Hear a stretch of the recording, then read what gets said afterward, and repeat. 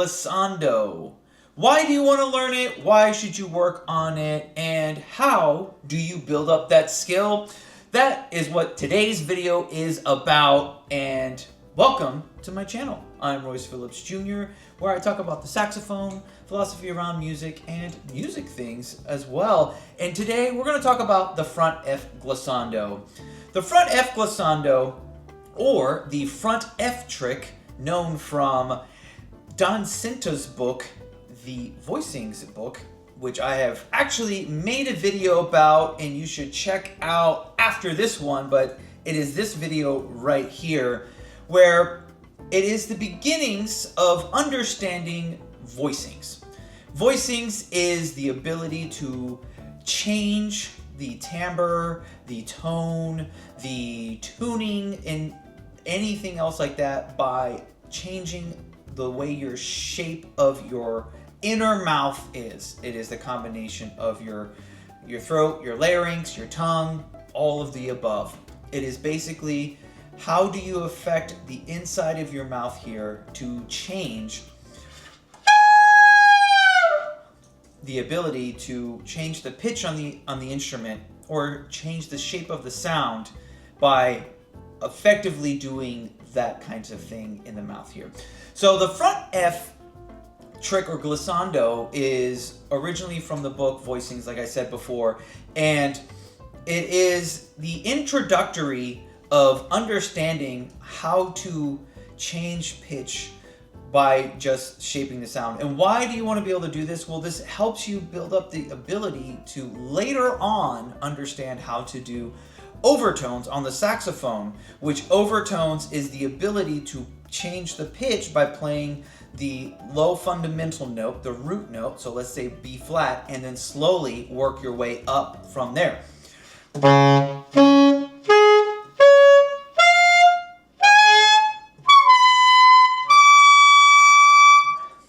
And being able to work on the overtones and understanding how your palate, soft palate, your tongue, all that positioning, how you use your air to build up the skill of altissimo.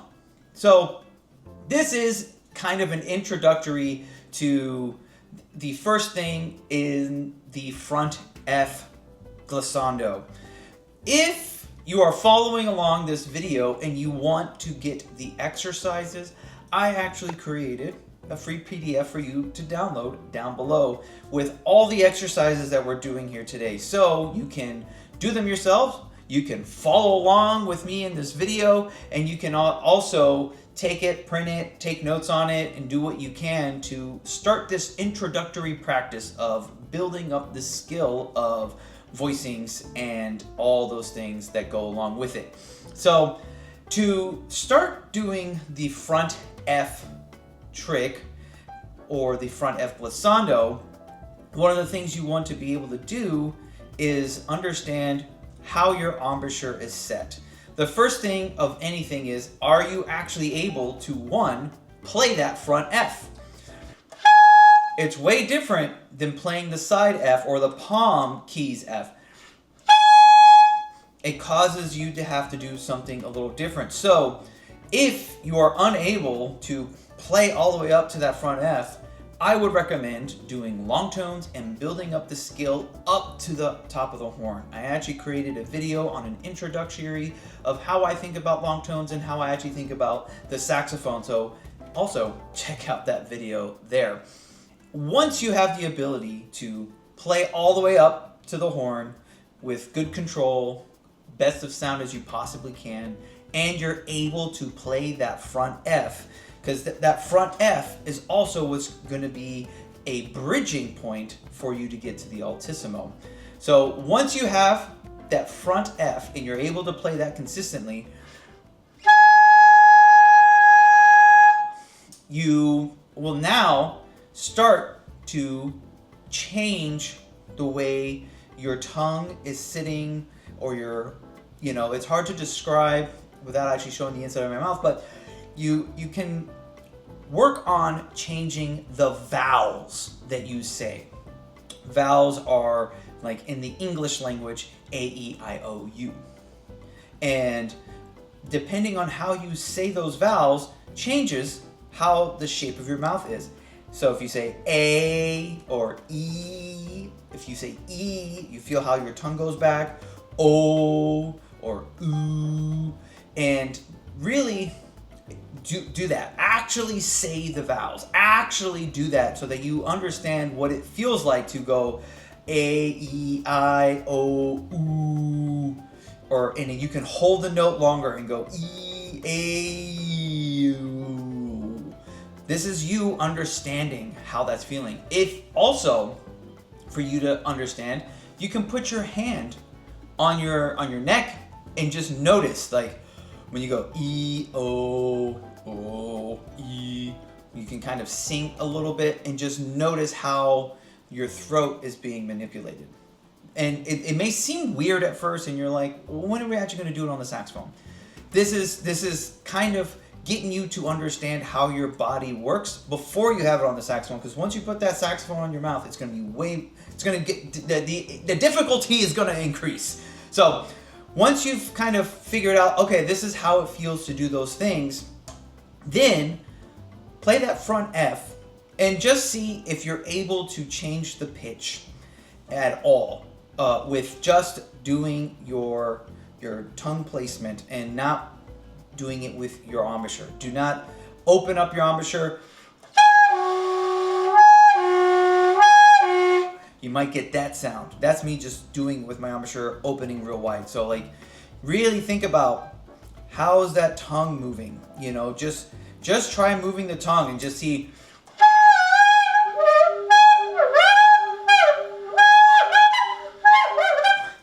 This is also something for warning. You might not want to do this around a bunch of other people because it will sound not good. It will sound quite terrible, but this is a room for experimentation. And another forewarning, do not do this for more than 10-20 minutes a day, 10 to 15 minutes a day. 15 minutes max, because you're working on muscles that you probably haven't worked on before, and you can fatigue them and you can hurt yourself. So always practice within a small time frame when doing these exercises. Once you've kind of started doing that weird sounds, then we'll start actually building up the glissando from there. First, also, a tool that you probably want to have, and I'm using an old school tuner because but you could just use an old school tuner like this so that you know that you're hitting the pitches, or you can use a tuner on your phone. Any tuner works well. Whatever you have is fine. Once you have a tuner and you have your sheet music, start out with just a half step. Just see if you can get a half step, and you might spend a couple of days just trying to get that locked in. These are new muscles, these are new things, so just start out with the half step.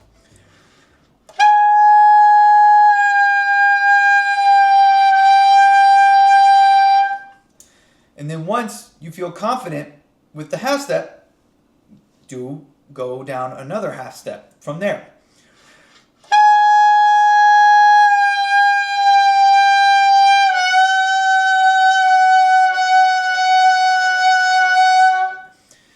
And as you're learning to do this, you can either, just because it's a new thing, you can try sliding in between. But once you become more confident, and you become stronger at doing this, you can do them instead of sliding in between.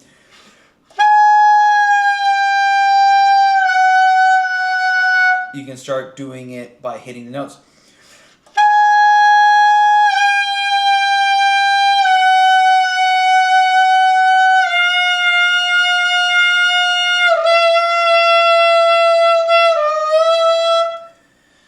So you every day or once every few days, you add an extra note.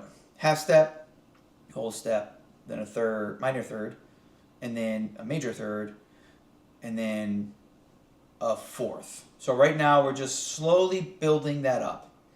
And once you feel strong going in half steps from F to E, E flat, D, D flat, C, then you want to see if you can hit those notes by not sliding in between or going in between on the notes. You can go half step, whole step, and so on.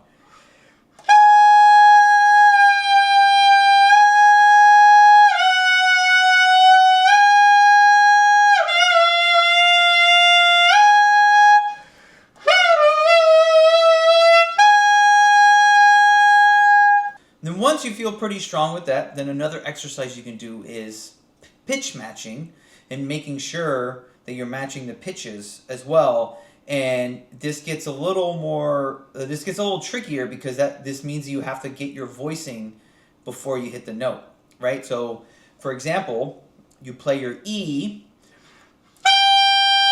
and then you go to the F fingering, but you still play that E.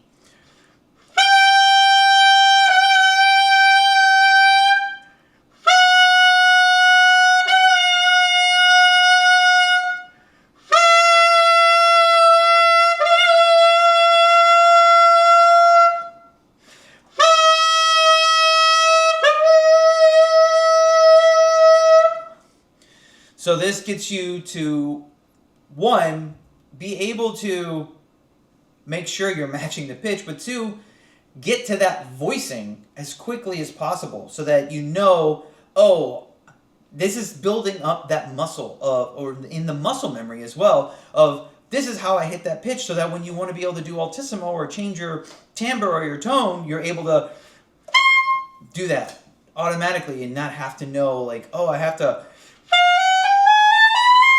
you have to go up chromatically. You're able to just hit that note on the mark.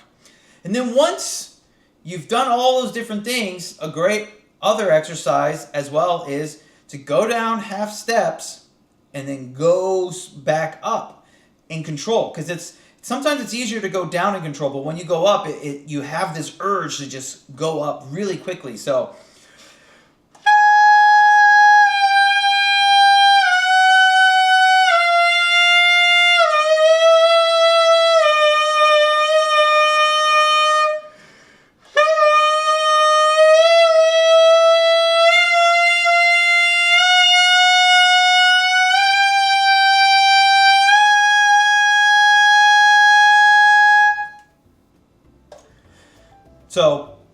this is just maybe more than an introductory guide to the front F glissando, but this is one of the things that you can start using to start building up your voicing technique. It'll also start giving you better understanding of how your tongue placement is, how your throat placement is, how your larynx is, all these different things that can affect the ability to play that, so that when you start going towards the overtone exercises and altissimo, you have some sort of fundamental knowing of, oh, this is how it works. And this is something you revisit every so often. It's not something like, okay, I've mastered that or I've done that, I can move on.